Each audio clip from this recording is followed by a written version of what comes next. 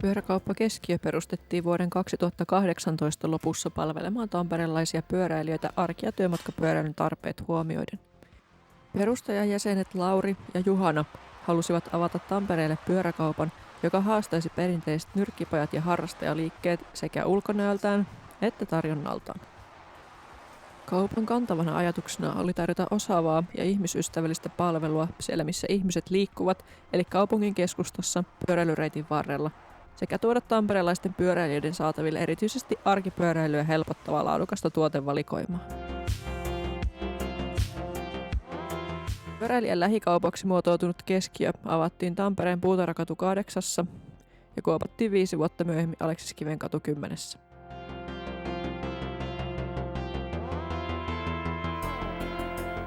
Pyöräala on siitä erikoinen työllistäjä, että alalle ei ole juurikaan koulutusta ja moni päätyy sinne enemmän tai vähemmän sattumalta, pääasiallisena syynä rakkauslajiin. Työ on kesäkauteen painottuvaa ja moni alalla työskentelevä on aloittanut hommansa opiskelujen ohessa osa-aikaisina töinä tai kesätöinä. Lisääntynyt talvipyöräily ja etenkin työsuhdepyöräetu ovat tasoittaneet viime vuosina kesä- ja talvikauden eroa, ja nykyään yhä useampi pyöräliike pystyykin työllistämään henkilökuntaansa vuoden ympäri.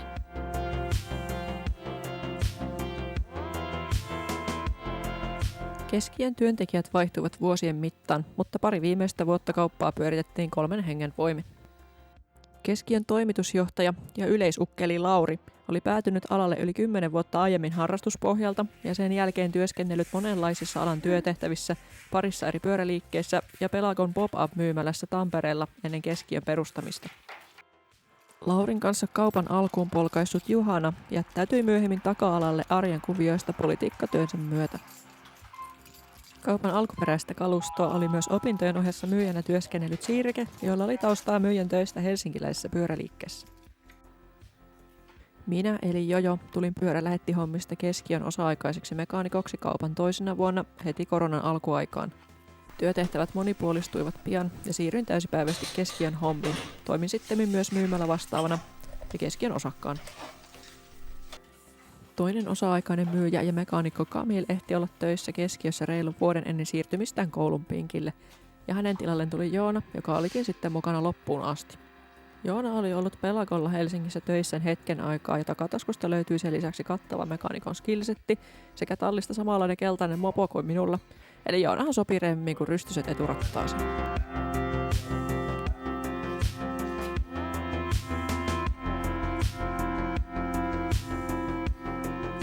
Onko tää vähän tunnevalinta kaikille jotenkin, tai sitten vahingossa vähän niin kuin päätyä? Tiedän ihmisiä kyllä, jotka on vaan niin kuin silleen, ei edes oikeastaan varsinaisesti harrastaneet, vaan jotenkin vaan päätynyt.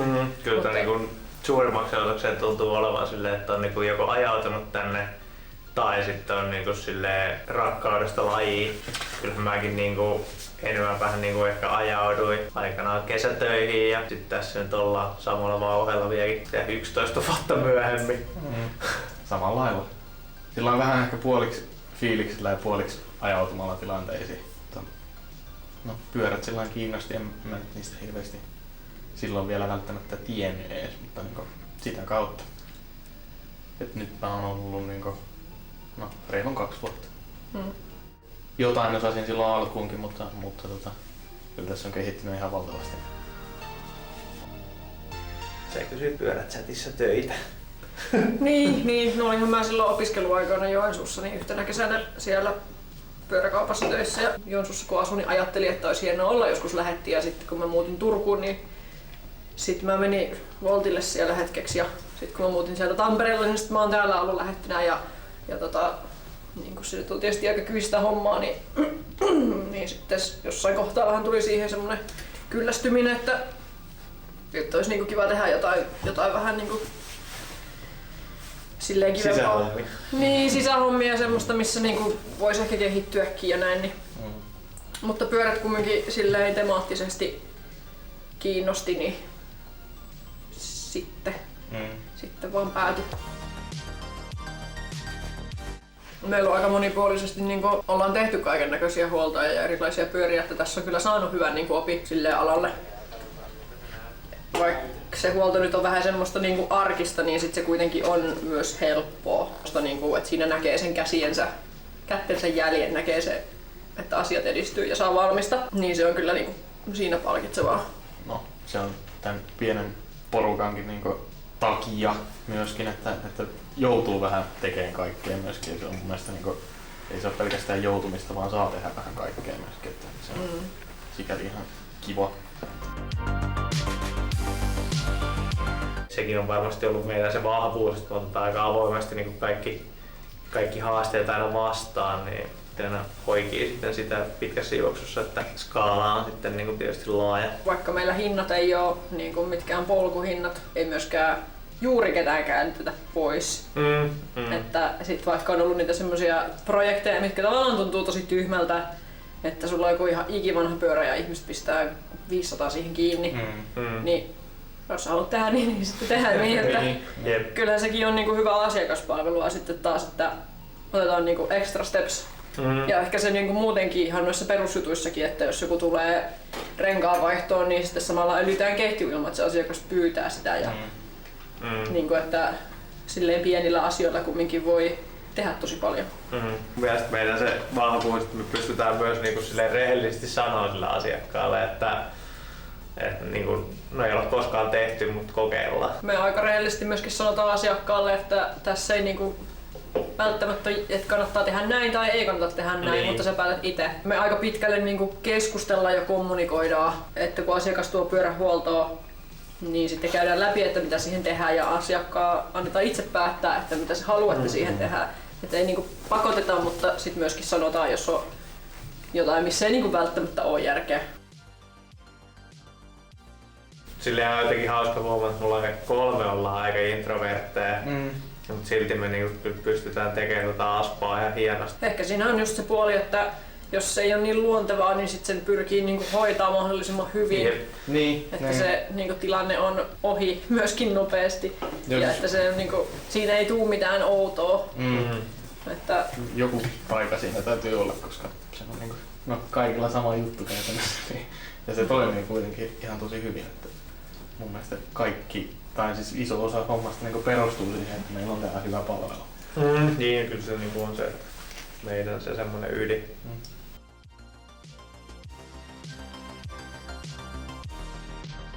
Kyllä silleen, niinku, meillä on kyllä koko ajan silleen, niinku, hyvä tiimi mun mielestä. Että, niinku, ihan alusta asti kyllä niinku, koko ajan toimiva setti ja sit mun mielestä silloin kun Joonakin niinku, haki meille töihin, niin sit se oli jotenkin silleen se... Sitä ei niinku, tarvinnut miettiä silleen, että se oli niinku, siinä. kyllä sillä on ihan sikaa paljon vaikutusta tämmöisessä, niinku, mitä pienempi niinku, yhteisö ja myös fyysisesti mitä pienempi tila, niin niinku, sillä henkilökemialla. Niinku, kiinnostavin puoli tavallaan siinä se, että pystyy, niinku, jos on toimiva semmoinen kommunikaatio, toimiva niinku, tiimimeininki, niin sitten se, että sitä pystyy tekemään sitä työtä tosi jouhevasti niinku, kahdestaan, tavallaan yhden ihmisen projektia, mutta kahdestaan. Että, ja sille, että se on, niinku, se on myös tosi palkitsevaa, että miten siinä se prosessi sitten menee niin, ettei tarvi oikeastaan niinku, kommunikoida, että kun sä tavallaan tiedät kuinka toinen toimii ja missä järjestyksessä asiat tehdään, niin sitten niinku, pystyy vaan vähän katsoa, että missä ollaan menossa ja sitten jatkaa siitä. Silleen mukava. Ehkä niinku yksi parhaista asioista ehkä tässä työssä. Meidän vahvuutena on kuitenkin myöskin ollut aina se semmoinen, että voi sanoa aamulla, että tänään ei lähe. Sitten voidaan niinku vähän, jos jollain on sellainen fiilis, että ei lähde huolto tai jotain muuta, niin sitten voidaan vähän vaihtaa sitä roolia niinku sitä lennosta myös. Tai niinku just vauhdista muutenkin vähän katsoa sitä, että mikä, niinku, mikä on niinku päivä flow niinku parhaimmillaan.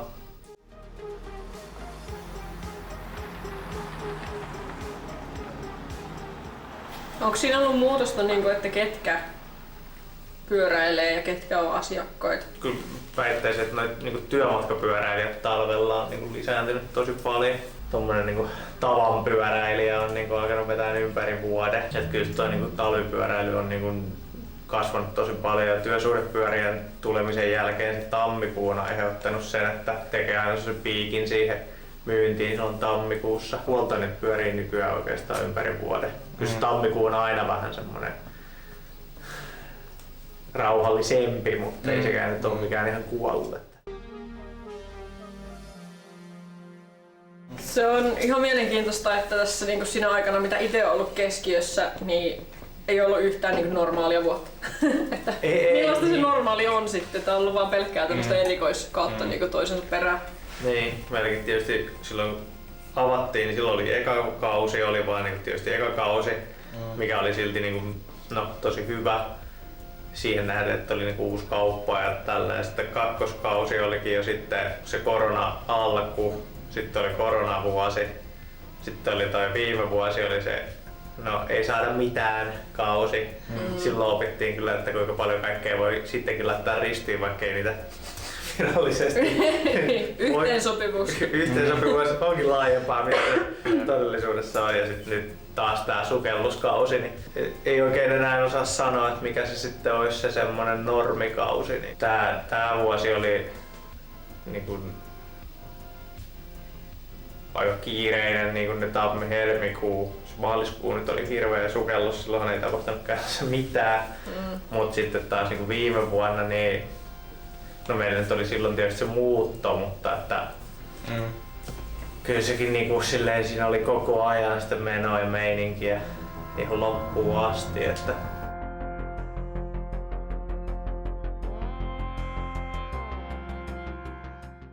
Päätös keskiön lopettamisesta on sekä haikea että helpottava. Kuten sanottua, kaikki kaupan vuodet ovat olleet melkoista mylläkkää ja siitä on maksettu myös kovaa hintaa. Näkymät alalla ovat tällä hetkellä harmat ja jatkuvassa epävarmuudessa oleminen raskasta. Jatkaminen luoteja väistellen ei tuntunut mielekkäältä, ja vaikka luotisateesta oltaisiin varmaan selvittykin, niin todettiin se olevan itselle rehellisin ratkaisu, että vedetään töpseliseinistä nyt kun vielä omaehtoisesti se voidaan tehdä ja suunnataan kohti uusia kuvioita. Lopetuspäätöstä miettiessä me tajusimme myös sen, että viimevuotisen muuton, nettikaupan perustamisen ja muiden käytännön kuvioiden viilaamisen myötä kauppaprojektimme tuli tavallaan valmiiksi ja aloimme kaivata jo muuta tekemistä.